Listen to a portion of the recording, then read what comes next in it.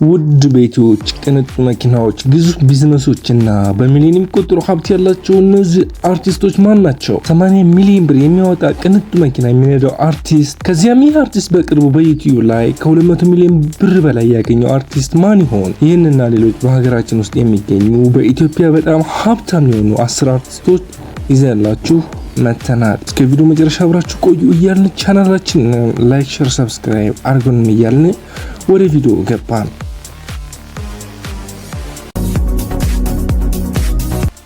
በ10ኛ ደረጃ ሰላም ተስፋዬ። ተዋናይትና የማስታወቂያ ባለሙያ የሆነችው ሰላም ተስፋዬ ሐረር ተወልዳ በሰሊጥ ምርቷ በምትታወቀው ሁመራ አድጋለች። ከ9 እስከ 17 ዓመቷም ኑራለች። ከዚህም የተለያዩ ሀገራችን ክፍሎችን በመኖር ኑሯን ቀጥላለች። እነዚህም ወልቂጤ፣ ድሬዳዋ፣ ሻሸመኔ፣ አድዋ፣ አክሱም፣ ሽሬ እንዲሁም ጦላ የመጀመሪያ ደረጃ ትምህርቷንም ተምራለች። ተዋናይ ሰላም ተስፋዬ በ2012 እና በ2013 ዓመተ ምህረት ገቢዋም እንደጨመረም ይገኛል።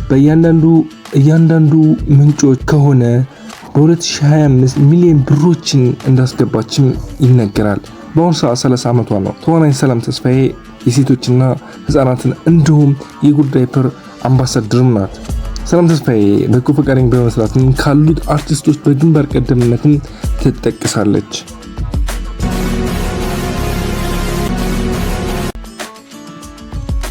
በ9ኛ ደረጃ ላይ የምናገኛት ፈሪያት የማነ። ፈሪያት የማነ በኢትዮጵያ ፊልምና ቴሌቪዥን በዓለም ላይ በጣም ከታወቁ አርቲስቶች መካከል አንዷ ናት። በርካታ ተወዳጅ ፊልሞችና ድራማዎች ላይ በመሳተፍ በሚሊዮኖች የሚቆጠሩ ተመልካቾችን ማግኘት ችላለች። ፈሪያት የማነ ከ6 በላይ ፊልሞችንም ሰርታለች። በ2016 በለዛ አዋርድ ላይ ወፌ ቆመች ታጨች። በማያ ፊልም ደግሞ ተሸለመች። እንዲሁም በአፍሪካ ደረጃ በጊዜ በሚለው ፊልሟም ለመሸለም በቅታለች። ተዋናይ ፈሪያት የማነ የተለያዩ ዘፈኖች ላይም በሞዴልነትም ትሰራለች። በአሁኑ ሰዓት ፈሪያት የማነ የ32 ዓመት ልጅ ስትሆን በ2025 በሚሊዮን ገቢ እንዳስገባችም ይነገራል። ተዋናይት ፈሪያት የማነ ቦሌ አካባቢ የራሷን ሬስቶራንትና ድርና ማግ የሚል ሀበሻ ልብስ ድርጅትም አላት። ወደ ውጭ ሀገሮችም ኤክስፖርት ታደርጋለች። አሁን ባሉ ደረጃ መሰረት ፈሪያት የማነን በ9ኛ ደረጃ ላይ አስቀምጠናታል። በ8ኛ ደረጃ የምናገኛት እፀ ህይወት አበበ። ተዋናይት እፀ ህይወት አበበ ተወልዳ ያደገችው አዲስ አበባ ጣሊያን ሰፈር ነው። ያደገችውም ከአያቶቿ ጋር ሲሆን ቅምጥልም ነበረች። የመጀመሪያው ደረጃ ትምህርቷን በአፍሪካ አንድነትና ፋና ተምራለች። በሁለተኛ ደረጃ ትምህርቷን ደግሞ መድኃኔዓለም አጠናቃለች። ወደ ሞዴሊንግ ዓለም 16 ዓመቷ ሲሞላትም ተቀላቅላለች። ተዋናይት እፀ ህይወት አበበ 10 የሚሆኑ ፊልሞችንም ሰርታ ይበልጥ የሚያሳውቃት ፔንዱለም የሚለው ፊልሟ ነው። ቦሌ መድኃኔዓለም ካሊሱ ኮፊ ወረድ ብሎ ያለው ዘመጊ ከሚባለው ሬስቶራንትም ባለቤት ነች። ግንቦት 23 2004 አግብታ መጋቢት 15 2009 ተፋታለች። በተፋታችበት ጊዜ የተካፈለችው ንብረቶች እንዳሉ የተለያዩ ሚዲያዎች ገልጸዋል። ኤክስካቫተር፣ 2 የሆታ መኪና፣ ትራክተር፣ ኮንዶሚኒየም 1,300,000 ብር ከባለቤቷ ስትፋታ ያገኘችው መሆኑና በሌሎች ስራዎች በሚሊዮኖች የሚቆጠር ገንዘብ እንደምታስገባም ይታወቃል። በአሁኑ ሰዓት ጊዜዋን የምታሳልፈው በስፖርት የተለያዩ ሀገሮችን በመጎብኘትና ከልጆቿ ጋር ነው። አሁን ባለው የደረጃ ሰንጠረዥ መሰረት እፀ ህይወት አበበ በ8ኛ ደረጃ ላይ እናገኛታል።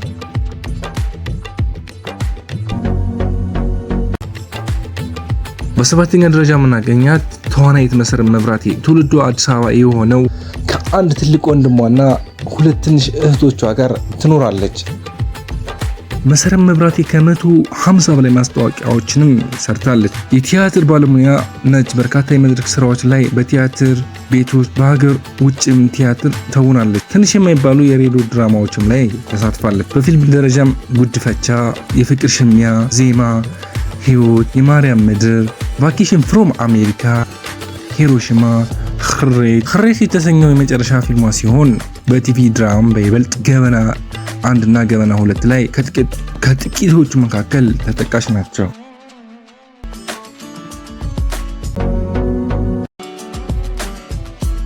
በስድስተኛ ደረጃ ላይ የምናገኘው ሰለሞን ቦጋለ የአንደኛ ዓመት የሜካኒካል ኢንጂነሪንግ ትምህርት በመጨረስ የመዝናኛውን ዓለም ከ50 በላይ ፊልሞችን ከ15 በላይ መድረክ ቲያትር እንዲሁም ወደ 8 የሚጠጉ ተከታታይ የቴሌቪዥን ድራማዎች ላይ የተሳተፈው ሰለሞን በርካታ ገንዘብ ከሚከፈላቸው የሀገራችን አርቲስቶች መካከል ቀዳሚው ነው። ለአንድ ፊልም እስከ ግማሽ ሚሊዮን ብር የሚከፈለው ሲሆን በአሁኑ ሰዓትም ጸሬ ባንክን ጨምሮ የተለያዩ ድርጅቶችን አምባሳደር በመሆን ጭምር በርካታ ገንዘቦች ወደ ካዝናው ያስገባል። እንዲሁም የተንደላቀቀ ኑሮ ከሚኖሩ የሀገራችን ዝነኞች መካከል አንዱም ሊሆን በቅቷል።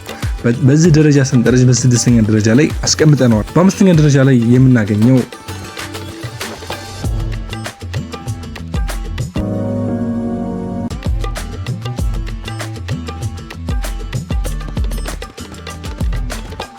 በአምስተኛ ደረጃ ላይ የምናገኘው አበበ ባልቻ።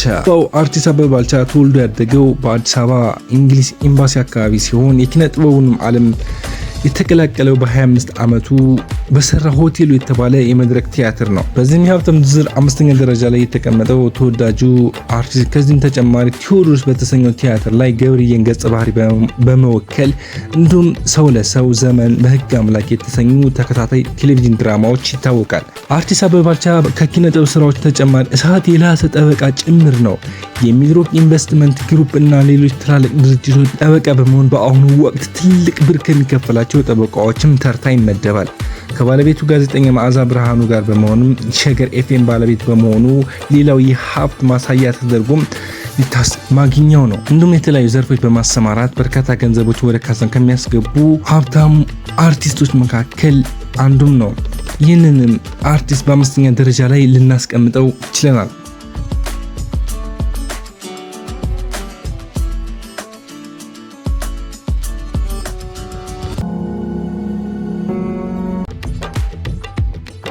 በአራተኛ ደረጃ ላይ የምናገኘው ሰራዊት ፍቅሬ በማስታወቂያና የተለያዩ የኪነ ጥበብ ስራዎች የሚታወቀው ሰራዊት ፍቅሬ እድገቱን አዲስ አበባ ካሳንቺስ አካባቢ ነው። ቀደም ሲል በርካታ የቴሌቪዥን ድራማዎች፣ ፊልሞች ላይ በመሳተፍ ይታወቅም ነበር። ከቅርብ ጊዜ ወዲህ ግን ጥረቱን በርካታ ገንዘብ ወደሚያስገኙ የማስታወቂያ ስራ አድርጓል።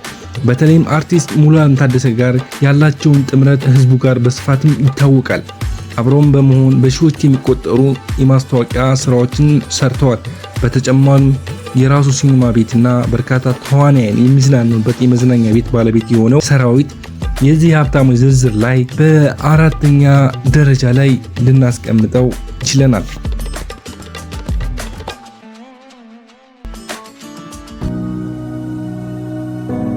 ከላይ ከተጻፈ ለአንቺ የተጋገረ እንጀራ ይሻግታል እንጂ ማንንም አይሆን። የሚገርምሽ ነገር ማለት ነው እግዚአብሔር ለአንቺ እንዲያደርግ ካዘዘው የታዘዘው ሰው ይራስ። በሶስተኛ ደረጃ ላይ የምናገኘው እሸቱ መለሰ ከአዲስ አበባ ዩኒቨርሲቲ በቲያትር ጥበባት የመጀመሪያ ዲግሪውን ካገኘ በኋላ ወደ አሰበበት ለመድረስ ብዙ ውጣ ውረዶችን ያለፈ ከትወና እስከ መድረክ መሪነት እንዲሁም ከስታንዳርድ ኮሜዲ እስከ ቤተሰብ ጨዋታ ፕሮግራም አቅራቢነት በርካታ የኪነ ጥበብ ስራዎችን የሞከረ እና በአሁኑም ሰዓት በዋናነት ዶንኪቲዩብ የተሰኘ ስኬታማ ዩቲዩብ ቻናል በመስራት በርካታ ሰዎችን የስራ እድል ሊፈጥርም ችሏል። ከስፖንሰሮች እና ከሌሎች ስራዎችም ውጭ ከዩቲዩብ ጋር በየወሩ በሚሊዮኖች የሚቆጠሩ ብሮችን ወደ ካዝና የሚያስገባው በዚህ የሀብታሞች ዝርዝር ላይ በሶስተኛ ደረጃ ላይ አስቀምጠነዋል።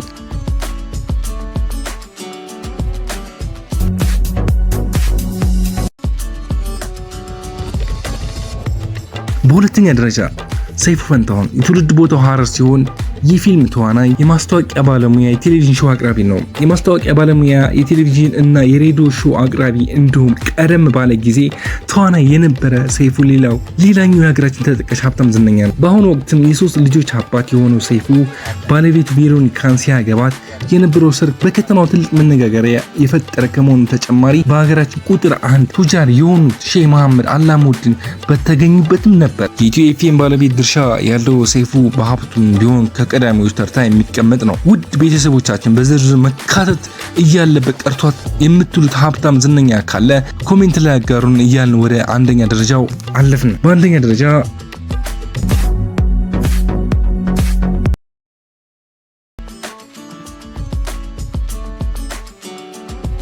በአንደኛ ደረጃ የምናገኘው ቴዎድሮስ ካሳሁን ወይም ቴዲ አፍሮ በኢትዮጵያ ውስጥ በቴዲ ልክ ተወዳጅነት ያገኘ ሰው አለ ብሎ መናገር አዳጋች ነው። ከቴዲ አፍሮ በላይ ይወደዳል የምትሉ አንደኛ ዝነኛ እንኳን ካለ ኮሜንት ላይ ጻፉልን ስንል እንጠይቃችኋለን። ኳስ ሜዳ አካባቢ ተወልዶ ያደገው ቴዲ አፍሮ በተወዳጅነቱ ተጨማሪ በሀብቱም ቢሆን ተወዳዳሪ የሌለው ድምፃዊ ነው። በርካታ ነጠላ ዜማዎችና 4 የሙዚቃ አልበሞች ያሉት ሲሆን አዲስ አልበም ባወጣ ቁጥር የሌሎች አርቲስት አልበም በሚሸጥበት ዋጋ ሳይሆን ከእጥፍ የሚበልጥ ዋጋ ተሽጦ እንደሚያልቅ ሁላችንም የምናውቀው ጉዳይ ነው። አንድ አልበም እስከ 50 ሚሊዮን ብር በመሸጥ በዚህም በርካታ ሚሊዮን ብሮችን ወደ ካዝናው ያስገባል።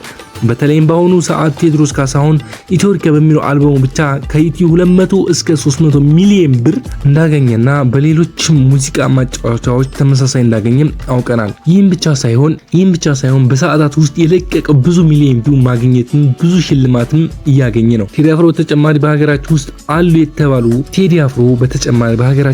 አሉ የተባለ ከ80 እስከ 90 ሚሊዮን የሚያወጣ መኪና እንደሚነዳም ይታወቃል። በተጨማሪም የተለያዩ ሀገራችንና የዓለማችን ክፍል እየዞረ በሚያዘጋጀው ኮንሰርቶች የሚታደሙ በሚሊዮን የሚቆጠሩ አድናቂዎቹ በኢትዮጵያ ታይቶ በማይታወቅ መልኩ በመግቢያ ትኬቶች እስኪያልቅ አዳራሹ እና ስታዲየም ሞልተው ይታያሉ። ከዚህም በርካታ ሚሊዮን ወደ ካዝናው የሚያስገባ ሲሆን በዚህም የሙዚቃ ህይወቱ ብዙ ገንዘቦችን በኢትዮጵያ ታይቶ በማይታወቅ መልኩ መግቢያ ትኬቶች እስኪያልቁ አዳራሾቹ እና ስታዲየሞቹ ሞልተውም ይታያሉ። ከዚህም በርካታ ሚሊዮን ወደ ካዝናው የሚያስገባ ሲሆን ሙዚቃ ህይወቱ ተጨማሪ ነጋሪም ነው። የሙዚቃ ህይወቱም ተጨማሪ ነጋሪ ነው። በሙዚቃ ህይወቱም ተጨማሪ ነጋሪ ሲሆን የግሮቭ ጋርደን ወርክና ሴቪቶ ፑል ሲኒማን ባለቤት ነው። በአንድ ወቅትም ፈቃዱ ተክለ ማርያም ሲታመም የራሱ መኪና የሰጠው ለአርቲስት ሰለሞን ቦጋለም የመኪና ሽልማት በተጨማሪም ለአብራርዶም ቤትና ሙሉ የቤት ዕቃ እንደሰጠም ይታወቃል። ይህ የናጠጠ ሀብታም በሀገራችን ካሉት እንቁ አርቲስቶች በሀገራችን ውስጥ እንቁ አርቲስት በአንደኝነት ደረጃ ልናስቀምጠው ችለናል። ቤተሰቦቻችን ለዛሬ ያዝነው ቪዲዮ እዚህ ጋር እናበቃለን።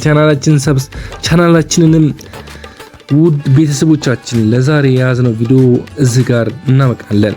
ቻናላችን ሰብስክራይብ በማድረግ ተወዳጁን እያልን በቀጣይ በሌላ ቪዲዮ እስከምንገናኝ በሰላም ቆዩ።